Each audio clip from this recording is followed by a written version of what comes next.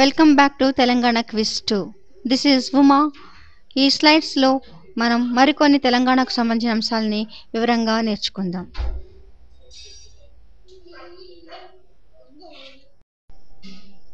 తెలంగాణ రాష్ట్రం నుంచి భారత జ్యోతి పురస్కారానికి ఎంపికైన తొలి వ్యక్తి తెలంగాణ కాంగ్రెస్ పార్టీ అధికార ప్రతినిధి కొనగాల మహేష్. బతుకమ్మకు తంగేడు పువ్వు ప్రధానమైనది. పూలల్లో శ్రేష్టమైనది గుమ్మడి పువ్వు. భాద్రపద పున్నమినే బొడ్డెమ్మల పున్నమి అని కూడా అంటారు. ఓ నిజాము పిశాచమా, కానరాడు నిన్ను బోలిన రాజు మాకెన్నడేని, తీగలను తెంపి అగ్నిలోన దింపినావు నా తెలంగాణ కోటి రతనాల వీణ అంటూ జైలు గోడలపై బొగ్గుతోనే దాశరథి కృష్ణమాచార్య పద్యాలు రాశారు. సై సై గోపాలరెడ్డి నీవు నిలిచావు ప్రాణాలుడ్డి అంటూ శృతి గీతాలు రాశారు తిరునగరి.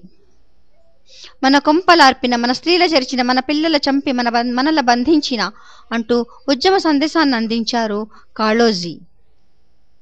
సుద్దాల హనుమంతు గొల్ల సుద్దులు, పిట్టల దొరవేషం, బుర్రకథ తదితర ప్రక్రియలతో ప్రజలను కదిలించారు. చౌడవరపు విశ్వనాథం, ఆంధ్ర మహాసభ లాంటివి పోరాట కాలంలో ప్రజలను చైతన్యపరిచాయి.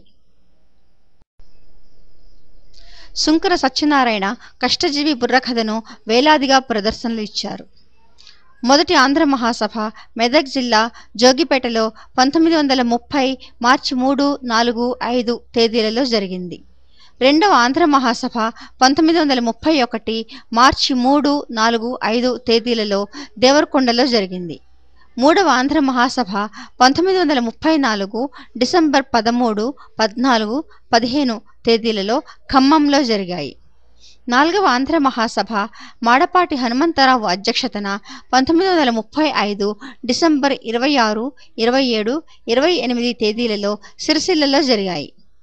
ఐదవ ఆంధ్ర మహాసభ షాద్ నగర్లో 1936 డిసెంబర్ 15, 16, 17 తేదీలలో కొండా వెంకటరెడ్డి గారి అధ్యక్షతన జరిగింది. ఆరవ ఆంధ్ర మహాసభ నిజామాబాద్లో 1937 డిసెంబర్ 6, 7, 8 తేదీలలో జరిగింది. ఏడవ ఆంధ్ర మహాసభ హైదరాబాద్ జిల్లా మల్కాపురంలో 1940వ సంవత్సరంలో జరిగింది. ఎనిమిదవ ఆంధ్ర మహాసభ నల్లగొండ జిల్లా చిలుకూరులో 1941లో జరిగింది. కమ్యూనిస్టు ఉద్యమ నేత శ్రీ రావి నారాయణరెడ్డి ఈ సభకు అధ్యక్షత వహించారు. తొమ్మిదవ ఆంధ్ర మహాసభ వరంగల్ జిల్లా ధర్మవరంలో 1942 మే నెలలో జరిగింది. మాదిరాజు రామకోటేశ్వరరావు దీనికి అధ్యక్షత వహించారు. పదవ ఆంధ్ర మహాసభ 1943 మే 23, 24, 25 తేదీలలో హైదరాబాద్లో జరిగింది. జాతీయవాది శ్రీ కొండా వెంకట రంగారెడ్డి దీనికి అధ్యక్షత వహించారు. 11వ ఆంధ్ర మహాసభ భువనగిరిలో 1944 మార్చి నెలలో జరిగింది. దీనికి రావి నారాయణరెడ్డి అధ్యక్షత వహించారు. 12వ ఆంధ్ర మహాసభ ఖమ్మంలో 1945 ఏప్రిల్ 26, 27 తేదీలలో రావి నారాయణరెడ్డి గారి అధ్యక్షతన జరిగింది. తెలంగాణ రాష్ట్ర పక్షి పాలపిట్ట. తెలంగాణ రాష్ట్ర వృక్షం జమ్మి చెట్టు. తెలంగాణ రాష్ట్ర చిహ్నం కాకతీయ తోరణం. తెలంగాణ రాష్ట్ర పువ్వు తంగేడు పువ్వు. తెలంగాణ రాష్ట్ర గీతం జయ జయ హే తెలంగాణ జననీ జయ కేతనం. నాగార్జున సాగర్ ఆనకట్ట కృష్ణా నది మీద నిర్మించబడింది. భువనగిరి కోట నల్గొండ జిల్లాలో నెలకొని ఉంది.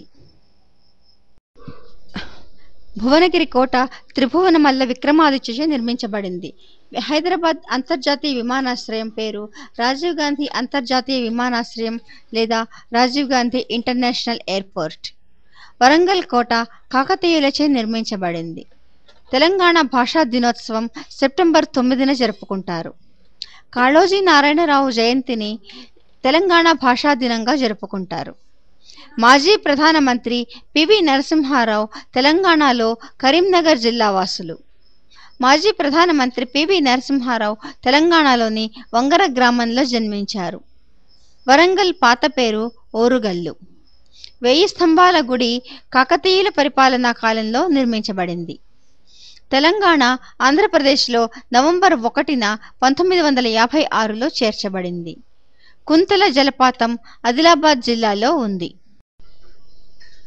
భీముని పాదం జలపాతం గూడూరులో వరంగల్ జిల్లాలో ఉంది. గోల్కొండ కోట 1687లో కుతుబ్ షాహీ పరిపాలనలో నిర్మించబడింది. చార్మినార్ 1591లో నిర్మించబడింది. తెలంగాణ చిహ్నం రూపకర్త ఎల్. లక్ష్మణ్.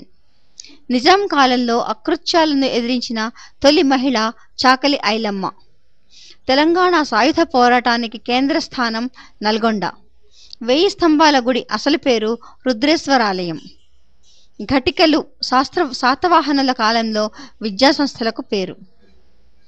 కాళోజీ నారాయణరావు ఆత్మకథ ఇది నా గొడవ. పద్మవిభూషణ్ పొందిన తెలుగు కవి కాళోజీ నారాయణరావు. ధన్యవాదాలు. మరికొన్ని అంశాలను రాబోయే భాగాల్లో నేర్చుకుందాం.